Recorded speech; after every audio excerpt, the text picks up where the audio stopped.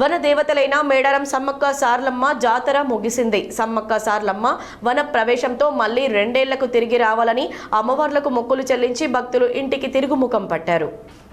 వెదురు కర్రలే దైవాలుగా, గద్దెలే గర్భగుడులుగా, పసుపు కుంకుమలే వజ్రాభరణాలుగా, బెల్లమే నిలువెత్తు బంగారంగా, ఒడిబియ్యమే పరమాన్నంగా, చీరముక్క రైకబట్టలే సారెలుగా మారి తల్లులకు సమర్పించే అపూర్వ ఆధ్యాత్మిక మహోత్సవం మేడారం సమ్మక్క సార్లమ్మ మహాజాతర విజయవంతంగా ముగిసింది.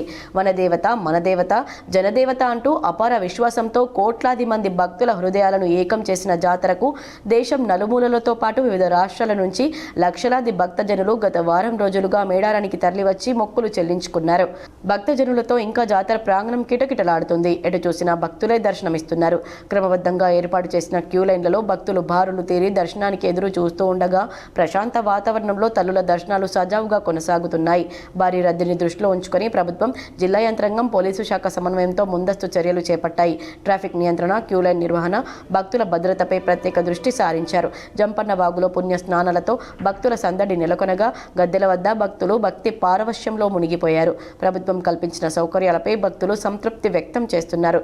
గత జాతరలతో పోలిస్తే ఈసారి దర్శనాలు మరింత సులభంగా, వేగంగా జరిగాయని, భద్రతా, పారిశుద్ధ్యం, వైద్య సేవలు మెరుగ్గా ఉన్నాయని భక్తులు ప్రశంసిస్తున్నారు.